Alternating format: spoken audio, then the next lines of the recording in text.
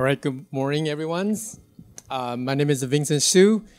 I'm an IBM Fellows and CTO for Storage. I am new in Ceph. This is the first time I attend the Ceph event. So first of all, I'd like to thank Bloomberg team to host this event. I rushed here from South France, so the weather is different. Well, it's a business meeting anyway. So so I'm glad to have this opportunity to be invited to give this talk. As I say that I've been in the, let me introduce myself since I'm a new, I shouldn't say I'm a new kid. I'm a new guys in the block, on the block, right? So I've been in the storage industry for about 30 years. Storage really is my passions. I work on all kinds of different storage. Some people like, pottery is their passion, dance and hiking. Storage is my passions. Actually, just try to check the temperature here. So raise your hand if storage is your passions. Okay, good. So I tried to make sure that IBM team who didn't raise their hands. Okay, so before we talk about this crossing the chasms, I do want to address the elephant in the room. So in case you missed the news, that January 1st, that we are very happy to welcome Ceph team join IBM storage divisions. Okay, we thought this is a very natural thing. As I say, we are storage passionate people, and we are lucky and we're happy to have another group of people join together and come with the huge communities. Turn out I never expect this, right? So on the internet there are a lot of comments, right? From ranging on all kind of rumor from what's the IBM, what do those are three-letter agencies do with the people. I was like, this is the first time IBM being considered as a part of the three-letter agencies.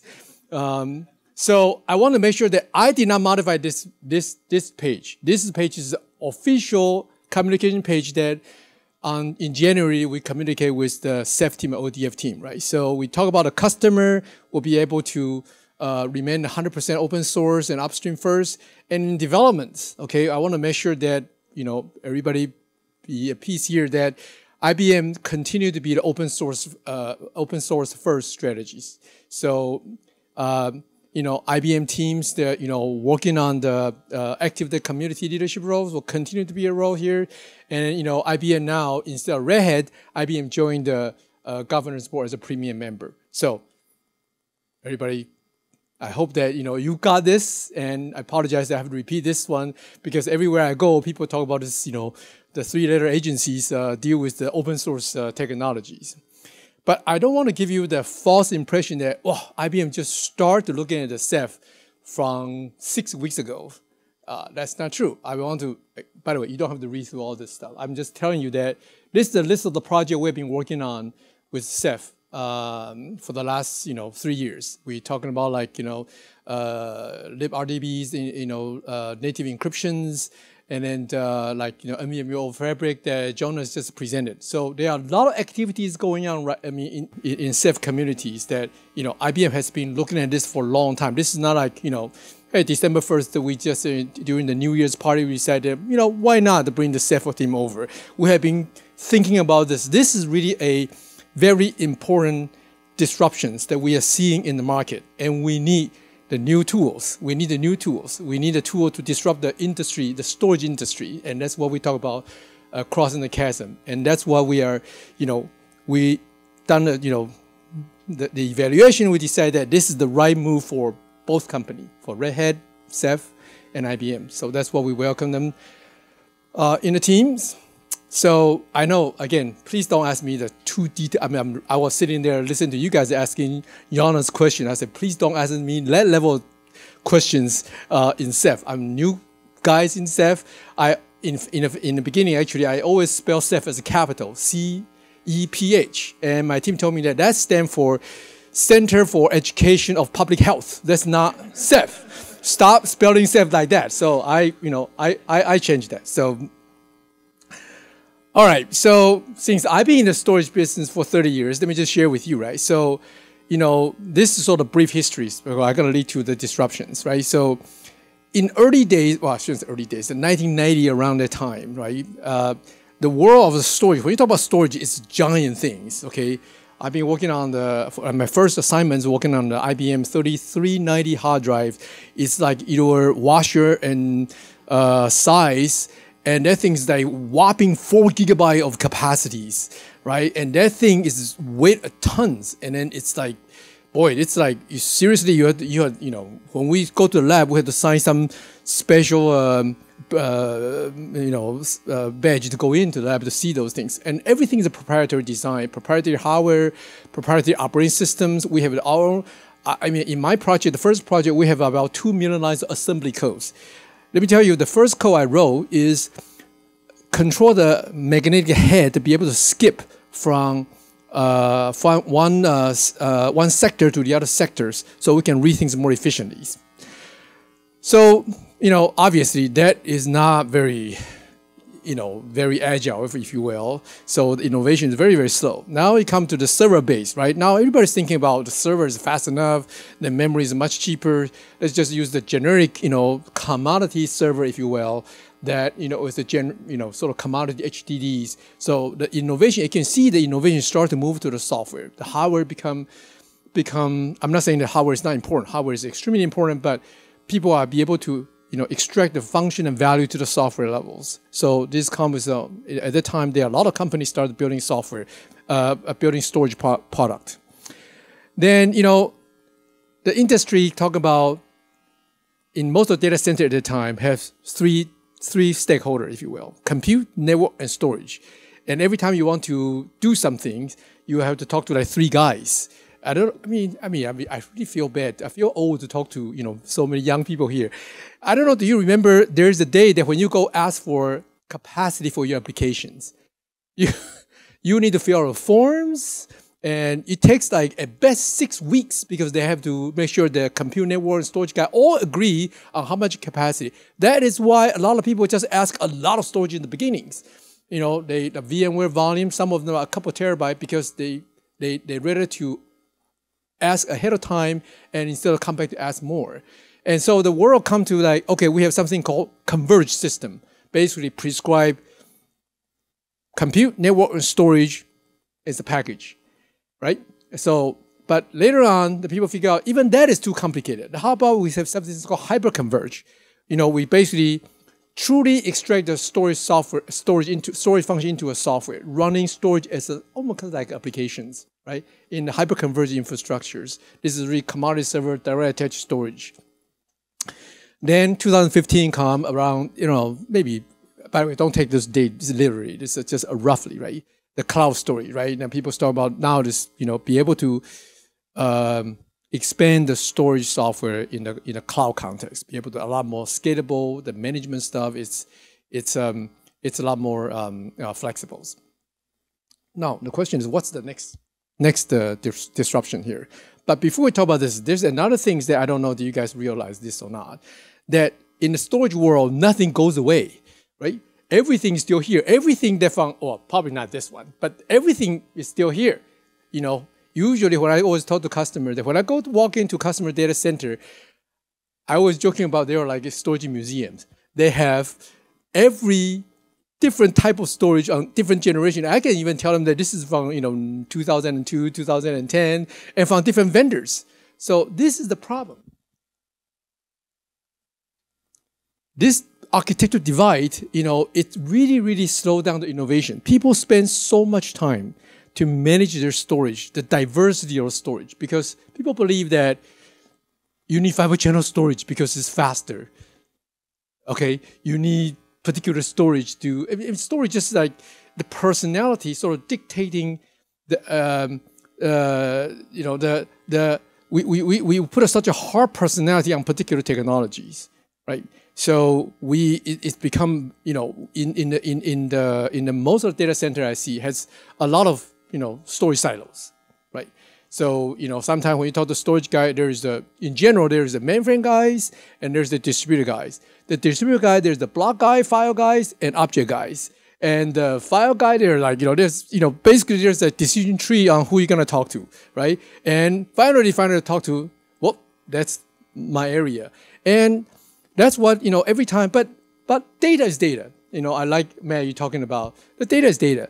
And in order for people to share data in their data center, what do? They usually just, okay, fine. I mean, out of this organization chart, I need data from this one to that one. Okay, I have to copy the data over. So one of the customer I support in the Lower Manhattan, he told me that in their company, they believe that the same content of data probably get replicated about 30 times. Okay, I was shocked. I was like, oh my God, this is great to be in the storage business. How can we help you to replicate more? Well, that's not, I was just joking. That's not good because, the growth of the data will immediately pushing this one. And we definitely don't want this kind of stupid practice to cause more climate change. So, that's the problem, right? Everybody talking about this, making different workloads, and everybody's sort of building the storage museums, okay? If it was just and the idea is, can I have a consistent storage layers to host all my data? Can I do this? Can I do this to simplify this? Because people really, look, storage my passion. I love to talk about storage. I love to tinker with storage. But not everybody want to do that, right? I mean, there are people that just want to do their day jobs, doing stuff that they really want to focus on the innovation. So we want to make this storage as easy as possible to use. So this is where we want to do that. In order to get out of this, storage museum business, that we really need as something that we believe that it's programmable and use unified software-defined storage for hybrid cloud. Today, if you talk about the edge storage, has to be this particular things. If you talk about a cloud data storage, it has to be a particular things. And if you talk about a core data center, again, you talk about file, block, objects, and then file. What kind of file? You have an NFS team, you have a Ceph teams, and object, you have a different team. You have an object for the primary data usage, a backup data, the archive. You basically have all these decision trees. The question is, can they build from the same substrate?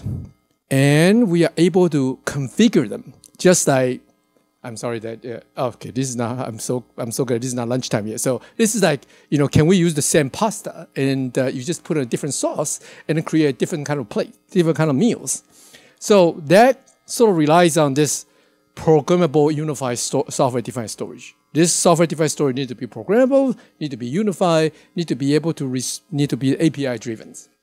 So this is where we believe that, in the next disruptions, I forgot one more thing I want to put on it. It's programmable, unified, and it need to be intelligence. And later on we're going to talk about a little bit more on what do you mean by that. So today, you look at the driving car, right? So by the way, 30 years ago, I know how to drive stick shift. I don't think I can do that anymore, but I realized that in Europe, most of people still drive stick shift, right? From that experience to automatic, to a lot of the car assist, to true autonomic driven technology. We do think that in these storage layers, the next generation need to have the autonomous capabilities, be able to do self monitoring, self-adjusting, and it all based on very important work that telemetry works that later on we'll talk a little bit more. Okay, so this is our aspirations. Okay, we would like to see that Ceph become the best of breed programmable SDS for hybrid cloud data management. We want to be a home for all data. I know this is not going to happen overnight. I know, and part of that is not so much technology. It's the business practice or just the fear of unknown. But I think that we have this good technology that we believe that can extend us to host all data, be able to extend from edge to core and cloud. Have a unified interface. We can support diverse workloads and autonomous management. Okay, this is not just automatic management. We need to be able to apply the new technology on how do we make this management a lot easier. again, obviously in the call here, the fact you are here, you probably you must be very familiar with elasticity of the Ceph and how robust it is. But I think that I want to talk about the simplicities. We need to focus on how do we make this thing simple, right? In order for us to take on this aspiration, this goal, that things need to be able to much easier to manage, much easier to upgrade, much easier to the scales, and be able to respond to the new workloads and new requirement autonomously. So I know this is something that are very high level, some of like high level apple pie sort of statements. This is where we like to see that our planned contribution to the community go in the next few years, and I think that Josh already talked about many of them. But in a high level, I think break up into 3 categories. One is focus on the consumability automations. Okay, this is where how we're gonna the telemetry informations, and then we're gonna apply some technology called AI ops to apply the AI technology to managing these clusters. So we want to drive the innovation on acceleration of time to values. This is not just not time to market, time to values, right? When people start to getting Ceph in your data center, how long does it take for them to set up the clusters? How fast can they apply the new functions, new fixes, and be able to enjoy the benefit? Again, I'm a storage guy. I love to tinker with things, but people want to get job done and they want to go home with their families. So this is very important that I always ask my teams that when I apply a new fix, how long does it take for customer to enjoy the functions, can start to receive the benefit of this?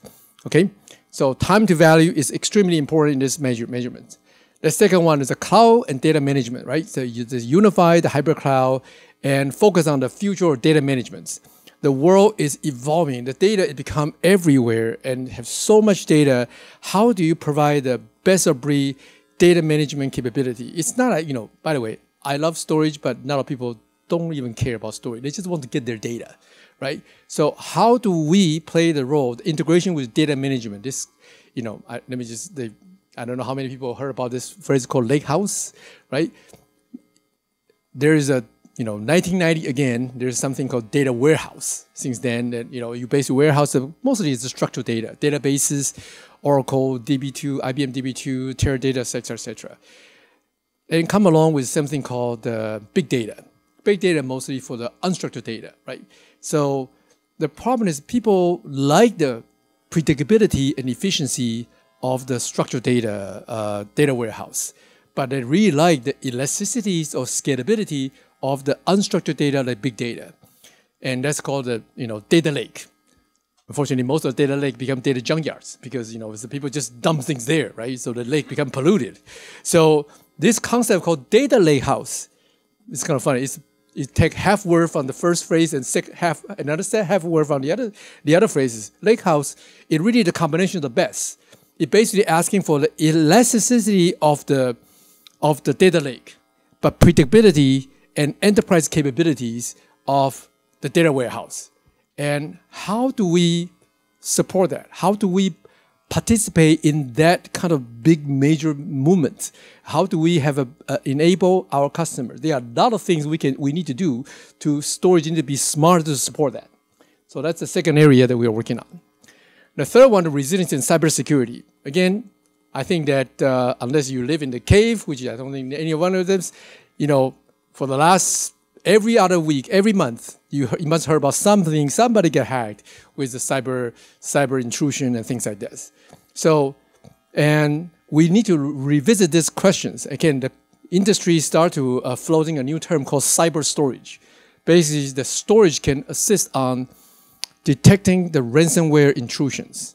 Okay, when people start to updating data, can we by our look at the data patterns, look at the assets pattern, can we start to detecting that there's a cyber incident, a potential cyber incident, and can we stop the blast radius, right? Can we reduce the blast radius? So, for example, if we start to realize that, well, maybe somebody is trying to encrypt the data, right? Unauthorized encryptions. Can we stop that before we encrypt the entire databases?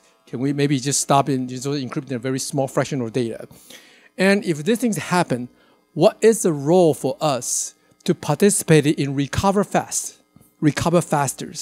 So how long do you think that most of the company recover from cyber incidents? Anybody want to take a guess? 3 months? Yeah.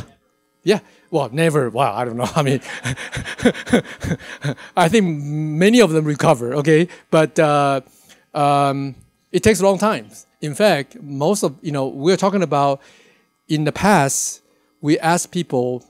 I really feel like I'm showing my age here. So, long time ago, the storage industry doesn't even do the disaster recovery or HADR. The turning point is the World Trade Centers, bombing. So at that time, overnight, everybody, I was at that time doing my mainframe storage. Every customer asking for a disaster recovery plan, and that basically they can respond to the data center failure stuff. But now the next one is not so much data center fail; it's the logical fail. Is the cyber intrusions, and how do we protect our customers' most important assets that we are able to detect it earlier and we can recover fast, right? The gentleman in the back says 3 months. 3 months recover. Can you imagine some company shut down for 3 months, right? That's unthinkable scenarios that many companies will be just out of business if they shut down 3 months. So the third area we're talking about the DR solutions, and then such as the RDB. Live migrations, automated DR solution, and encryption support, and things like that. So, okay, I'm just going to give you an example of what I'm talking about here. So, this is, every time, the good thing about Ceph is every time I'm asking the team that, do we have this one? The answer is yes, we do, right? And okay, that's great. So, for example, do we have the DR solution? Yes, we do, okay? But the thing is that we have the data replication from point A to point B. This is the project we are working in the open source area. That in the there's a PV and PVC, right? In the event of the failovers, that we need to be able to make sure that all the metadata are covered, so you can resume the application on the target site. And this automation, this is what we're talking about. This automation, sure. If customers know ahead of time, they can do it themselves, right? But just saying that, yeah, we have the DR solution, we can copy the data, but customer without the metadata, they cannot restart the application anyway. So this is what I'm talking about. Be able to make this solution as consumables, okay? This is where I'm talking about the time to value things. So I am firmly believe that that the storage industry is about to have a new disruptions with all the big data, all the large amount of data, this tsunami of data, and all this AIs, and all this cyber securities, and people need to have a new storage substrate, if you will, to support those innovations. And I'm here to champion this idea. I'm hoping that the community will help us to get there. Okay, that's all I have. Questions? Do not ask that kind of level detailed questions. I already told you. I even spelled Ceph incorrectly. When will IBM natively support Ceph on AIX? Ceph on AIX. Okay, that is a tough question. Okay, who wants it? Okay, let me just raise your hand. Okay, one person wants it. Okay, yeah. I'm surprised you didn't ask me when's IBM going to support native on Z, the ZOS. So I have to get back to you on that. So we have a product management team. Uday, raise your hand here. Okay, please ask him those hard questions to him. He controls the program line items. Any other questions? Okay, I'll be around all day. If there's any questions that I can help with, please let me know.